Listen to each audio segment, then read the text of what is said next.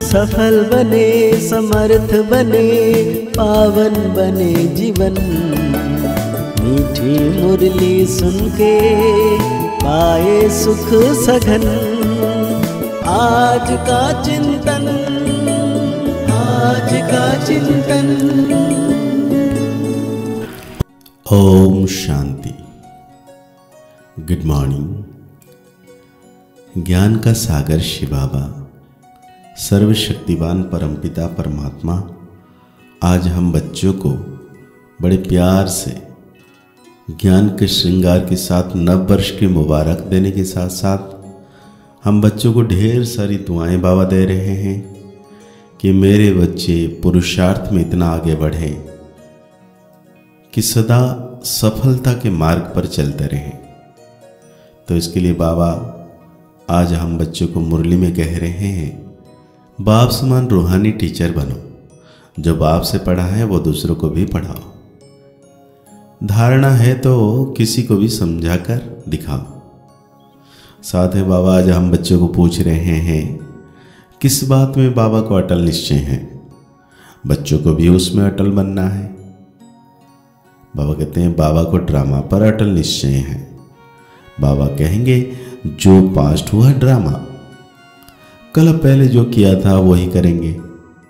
Drama तुम्हें ऊपर नीचे नहीं करने देगा, परंतु अभी तक बच्चों की अवस्था ऐसे बनी नहीं है, इसीलिए मुख से निकलता है ऐसा होता तो ऐसे करते, पता होता तो यह नहीं करते।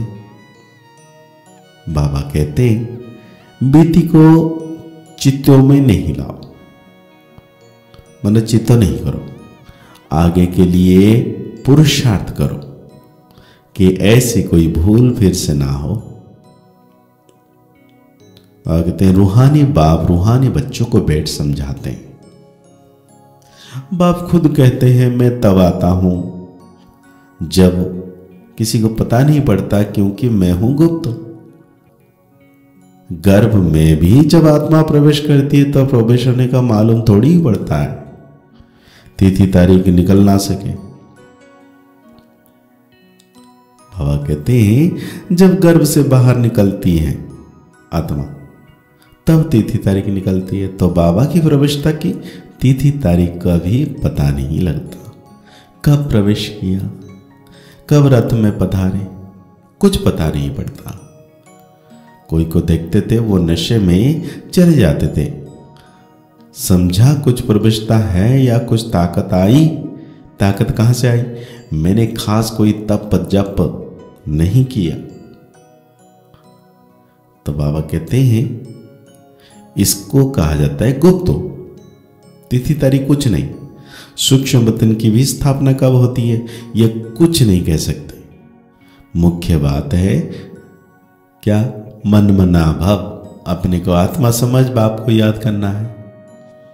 बाप कहते हैं आत्माएं तुम मुझ अपने बाप को भूलती हो और भूलने के कारण फिर बुलाती हो, आकर पतितों को पावन बनाओ। बाप समझाते हैं ड्रामा प्लान अनुसार जब मुझे आना होता है तो चेंज जरूर होती है। सत्युग से लेकर जो कुछ पास हुआ सो रिपीट करेंगे। अब तुम बच्चों को यह ख्याल में आता है और कोई तो इन बातों को समझ ना सके, गीता रामायण आदि सुनते रहते हैं, इसमें ही बिजी रहते हैं। तुम हम भी इन्हीं धंधों में बिजी थे। अब बाप ने कितना समझदार बनाया है। बाबा कहते हैं बच्चे अब यह पुरानी दुनिया खत्म होने वाली है, अब नई दुनिया में चलना है। ऐसे भी नहीं सब चलेंगे, सब मुक्ति धाम में बैठ जाए, यह भी कायदा नहीं, प्रलय हो जाए।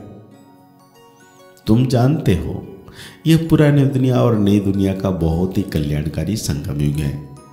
अब चेंज होनी है, फिर शांति धाम में जाएंगे, वहां सुख के भासना की कोई बात नहीं। गायन है यज्ञ में विघ्न पड़े सो तो पढ़ते रहते हैं, कल्प के बाद भी पढ़ते रहेंगे।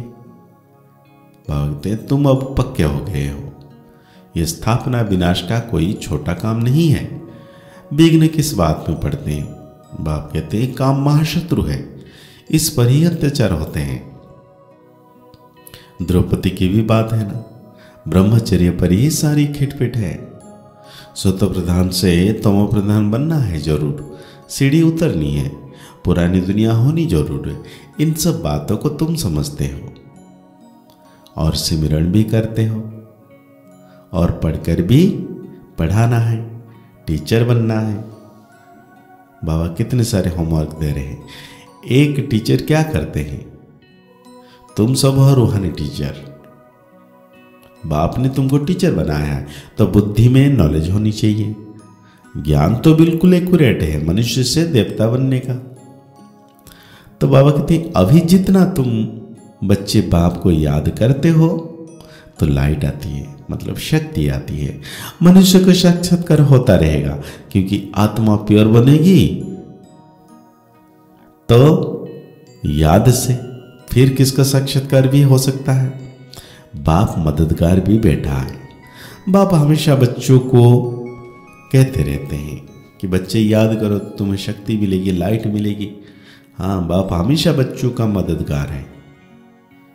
बाबा कहते हैं पढ़ाई में नंबरवार है। हर एक अपनी बुद्धि से समझ सकते हैं मैं कितनी धारणा करता हूं। अगर धारणा है तो किसी को भी समझा सकते हैं। तुम्हारा कोई दुश्मन नहीं, फिर भी तुमको समझाना है जरूर कि पाप और पुण्य कैसे जमा होता है। रावण राज्य के बाद ही तुमने पाप करना शुरू किया है। ऐसे भी बच्चे हैं जिनको नई दुनिया पुरानी दुनिया क्या है यह भी समझाने नहीं आता है। अब बाप कहते हैं कि बेहद के बाप को याद करो, वही पतित पावन है। बाकी तुमको कहां भी जाने की जरूरत नहीं है। बाबा कहते हैं राम राज्य के बाजू में ही रावण राज्य भी दिखा है। तुम टाइम भी दिखाते हो, यह संगम दुनिया बदल रही है, स्थापना पालना विनाश कराने वाला। हाँ, एक बाप है बहुत सहज, परंतु धारणा पूरी होती नहीं और सब बातें याद रहती है। बाकी ज्ञान और योग भूल जाता है। तुम ऊंचे से ऊंच भगवान की संतान हो, दिन प्रतिदिन सल्वेंट होते जाते हो, धन मिलता है ना, खर्च भी आता जाता है। बाबा कहते हैं हुंडी भरती जाएगी, क्लब पहले मिसल ही तुम खर्चा करेंगे। कम ज़्यादा ड्रामा करने नहीं देगा। ड्रामा पर बाबा का अटल निश्चय है। जो पास्ट हुआ ड्रामा, ऐसे नहीं कहना ऐसा नहीं होना चाहिए था, ऐसे होना चाहिए था। तो बाबा धारणा के लिए आज हम बच्चों को कह रहे हैं ज्ञान धारण कर दूसरों को धारण कराना है। ज्ञान धन दान करके महादानी बनना है। किसी से भी शास्त्रार्थ ना कर बाप का सत्य परिचय देना है। तुम्हें बीती बातों को चिंतन नहीं करना है। ऐसा पुरुषार्थ करना है जो फिर कभी भूल ना हो। अपना सच्चा सच्चा चार्ट रखना है। तो आज बाबा वरदान दे रहे हैं योग द्वारा ऊंची स्थिति का अनुभव कराने वाले डबल लाइट फरिश्ता भव।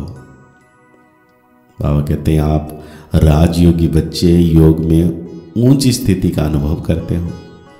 हठ योगी फिर शरीर को ऊंचा उठाते हैं। आप कहाँ भी रहते हैं ऊंची स्थिति में रहते हो, इसलिए कहते हैं योगी ऊंचा रहते हैं। आपके मन की स्थिति का स्थान ऊंचा है क्योंकि डबल लाइट बन गए। वैसे भी कहा जाता है फरिश्तों के पांव धरनी पर नहीं होते। फरिश्ता अर्थात जिसका बुद्धि रूपी पांव धरती पर ना हो, देहवान में ना हो, पुरानी दुनिया से कोई लगाव ना हो। तो आज बाबा स्लोगन दे रहे हैं अभी दुआओं के खाते को संपन्न बना लो तो आपके चित्र द्वारा सबको अनेक जन्म दुआएं मिलती रहेगी। तो आज की अव्यक्ति इशारा है जो बाबा दे रहे हैं। अव्यक्ति साइलेंस द्वारा डबल लाइट फरिश्ता स्थिति का अनुभव करो।